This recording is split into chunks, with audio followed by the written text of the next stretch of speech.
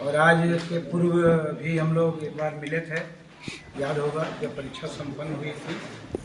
Chairman sir ने खुद संबोधित किया था आप सबको और परीक्षा से संबंधित सारी प्रक्रिया को विस्तार रूप में वीडियो रिकॉर्डिंग के साथ आपको दिखाया गया था।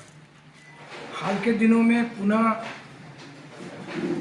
आपने देखा होगा कि जब से डॉक्यूमेंट वेरिफिकेशन का प्रोग्राम आयोग के द्वारा निकाला गया है, कुछ लोग समाज में, छात्रों के बीच में, विद्यार्थियों के बीच में तरह तरह की भ्रांतियां फैला रहे हैं।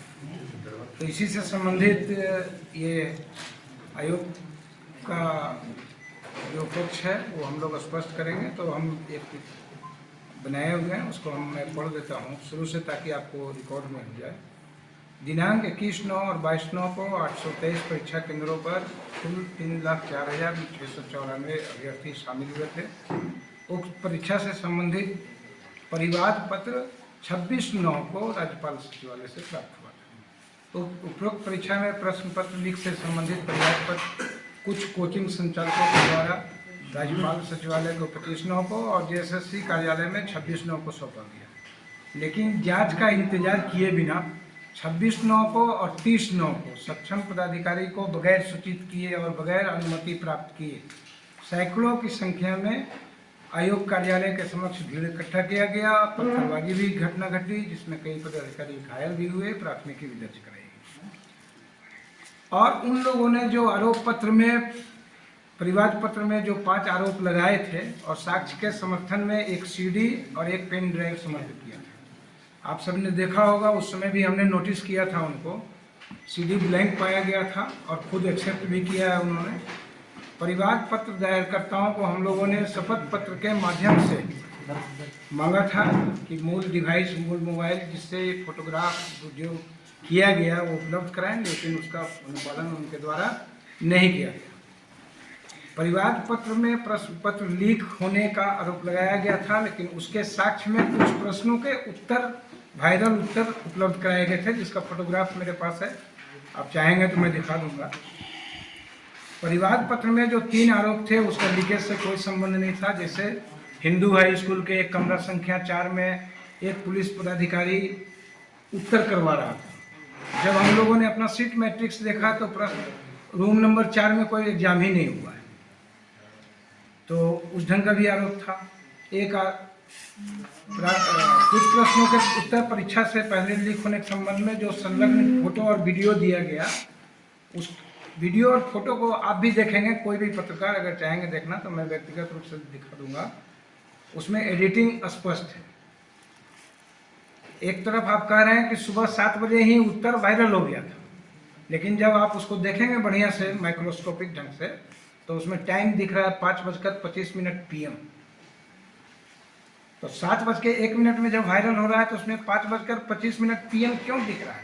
उसका है साक्ष्य मेरे पास है, वो भी आपको चाहेंगे तो मैं दिखा सकता हूँ।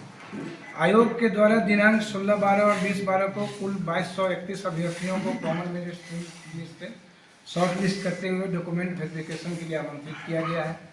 परीक्षा में सभी शामिल अभ्यर्थियों के OMR की जांच और अंतिम परिमार्जित उत्तर कुंजी के आधार पर मूल्यांकन किया गया है। इस दौरान जो है विषय कोड में कुछ त्रुटि हो गया था, जिसको हम लोग ऑलरेडी वेबसाइट में पब्लिश भी कर दिए थे। बहुत लोगों ने सुधार कर लिया था, लेकिन कुछ बच्चे सुधार नहीं कर पाए थे, तो उससे उनके रिजल्ट पे कोई असर नहीं पड़ता है, क्योंकि हम लोगों ने निराकरण कर लिया उसका। किसी भी परीक्षा और मूल्यांकन के उपरांत जो है केंद्रवार, जिलावार परिणाम का विश्लेषण किया गया। किसी भी परीक्षा केंद्र में विसंगति नहीं पाई गई है।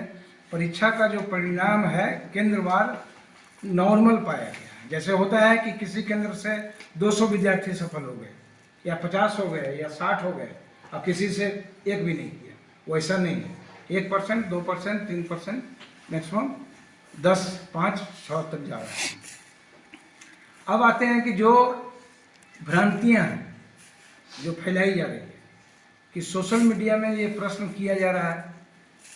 कल हम देख रहे थे, एक सज्जन जो हजारीबाग में लीड लिए हैं कोई, वो कह रहे थे कि दोनों दिन जब एक ही परीक्षा हुई तो एक दिन इतना रिजल्ट और एक दिन उतना रिजल्ट क्यों? मतलब उनको ये भी नहीं पता है कि पहला दिन किस विषय का परीक्षा होगा और दूसरे दिन किस विषय का परीक्षा होगा। दूसरे दिन टोटल रीजनल लैंग्वेज की परीक्षा होगी, ट्राइबल लैंग्वेज एंड रीजनल। पहला दिन हिंदी लैंग्वेज। तो आ रहे हैं उस पर। तो डॉक्यूमेंट वेरिफिकेशन का कट ऑफ मार्क्स क्यों नहीं जारी किया गया? तो कि डॉक्यूमेंट वेरिफिकेशन है, ये अंतिम परीक्षा फल नहीं है। लोग इसको परीक्षा फल मान ले रहे हैं, ये उनकी भ्रांति है। ये फर्स्ट डीवी है जो कि 20 तारीख तक है, इसलिए कट ऑफ मार्क्स जारी नहीं किया गया है। क्यों? क्योंकि कट ऑफ मार्क्स जारी तब होता है जब अंतिम परीक्षा फल प्रकाशित कर दिया जाता है। और अभी इस डीवी में कितने बच्चे आएंगे कितने नहीं आएंगे किसी को पता नहीं है ना। दूसरा, ये अफवाह फैलाया जा रहा है कि झारखंड राज्य के बाहर के अभ्यर्थियों को बड़ी संख्या में सफल कर दिया गया है, जो कि कैसे पता चला कि बाहर के विद्यार्थी हैं? हम तो सिर्फ रोल नंबर जारी किए हैं। ये सोचने का विषय है, आप लोग भी थोड़ा दिमाग लगाइए। किसी को कैसे पता चला कि इसमें बाहर के विद्यार्थी कौन है और घर के विद्यार्थी कौन है? तो इस संदर्भ में आयोग का स्पष्ट करना है कि डॉक्यूमेंट वेरिफिकेशन के लिए जो जारी किया गया लिस्ट, वो पूर्णतया आरक्षण नियमावली और मेगा सूची के आधार पर बड़ी संख्या में आरक्षित श्रेणी के अभ्यर्थी अनारक्षित श्रेणी में भी प्रमोट हुए हैं, मतलब वो चयनित हुए हैं। और उसमें आप जब देखेंगे, जब हम लोगों ने एनालिसिस भी किया है इसका, तो उसमें अनुसूचित जनजाति के लगभग 30%, अनुसूचित जाति के लगभग 12%, अत्यंत पिछड़ा वर्ग अनुसूची 1 के लगभग 22% और पिछड़ा वर्ग 2 के लगभग 19%। इस तरह से लगभग 83% जो है आप कह सकते हैं कि लोग सफल हुए हैं। अब इसी से आप अंदाज लगा लीजिए कि जो लोग भ्रम फैला रहे हैं समाज में या विद्यार्थियों के बीच में, वो किस आधार पर भ्रम फैला रहे हैं। यह बहुत सोचनीय विषय है।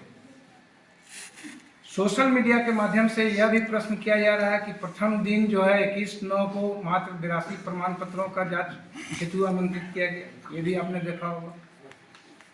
तो इस संदर्भ में मैंने पहले भी बताया कि पहला दिन हिंदी भाषा का परीक्षा और दूसरा दिन जनजातीय और रीजनल लैंग्वेज की भाषा का परीक्षा।